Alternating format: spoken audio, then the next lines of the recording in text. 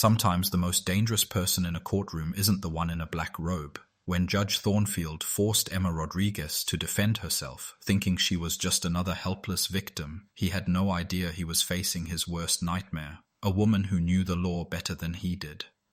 Emma sat nervously in her navy blue sweater, clutching a manila folder. She had never imagined herself accused of embezzling $50,000 from the community center she had served faithfully for years. "Where's your attorney?" Judge Robert Thornfield asked coldly. "I couldn't afford one. I requested a public defender, but none were assigned." Thornfield smirked. "Then you'll represent yourself.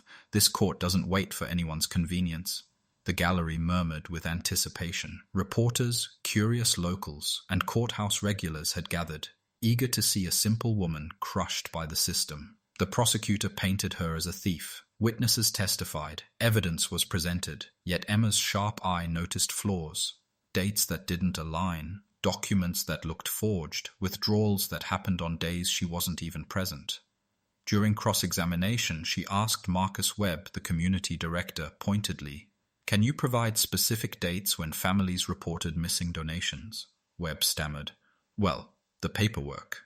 That's not what I asked. Did they approach you directly?" He faltered.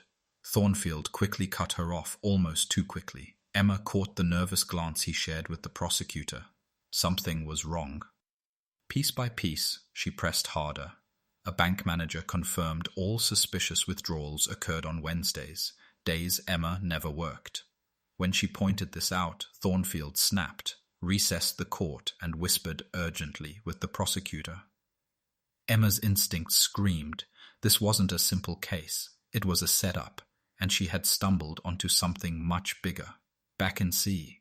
Isyon, Patricia, her trusted colleague, testified nervously that Emma stayed late, working with the financial files. Emma's heart sank. Patricia was being coerced. "Mrs. Hendricks," Emma asked gently, "could you actually see my screen?" Patricia hesitated. "No.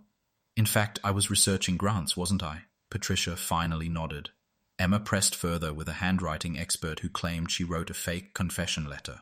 Calmly, she forced him to admit he analyzed only 2 handwriting samples, far below professional standards. Thornfield exploded. "Where did you learn about forensic document standards?" "I researched it online," Emma lied, but suspicion filled the room.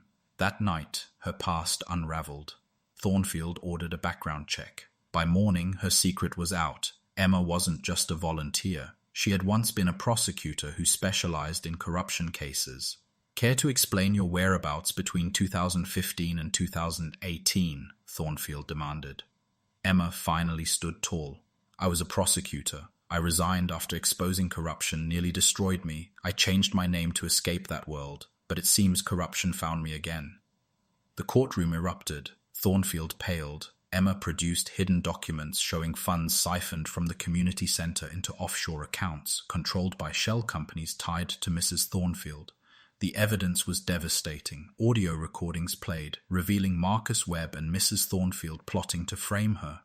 Reporters scrambled. The gallery gasped. Thornfield tried to recess the court, but it was too late. FBI agents entered quietly. Emma called her surprise witness, Agent Sarah Chen of the Financial Crimes Division. "Agent Chen," Emma asked, "how long has the FBI been investigating this court?" 8 months. The scheme exceeds $400,000. Multiple officials are involved. Chen turned to Thornfield. "Robert Thornfield, you're under arrest for conspiracy, fraud, money laundering, and judicial corruption."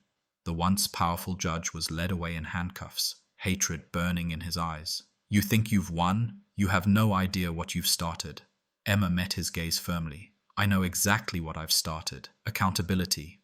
All charges against her were dropped, but her anonymity was gone. The media called her a hero. Donations poured into the community center, transforming it into a beacon of hope. Weeks later, Patricia offered her the directorship of the center. "After everything, people trust you." Emma hesitated. Remaining visible meant remaining vulnerable. But as she watched children play in the newly rebuilt playground, she realized hiding had never protected her. It had only silenced her. Agent Chen visited again. "We're forming a task force on judicial corruption. We could use you." Emma smiled faintly. Maybe, but whether I join you or not, I'll never stop fighting corruption. Not anymore. Her story wasn't about survival anymore. It was about justice, a reminder that sometimes the system fails, but one determined voice can turn the tide. Because the most dangerous person in a courtroom isn't always the judge. Sometimes it's the one who refuses to be silenced,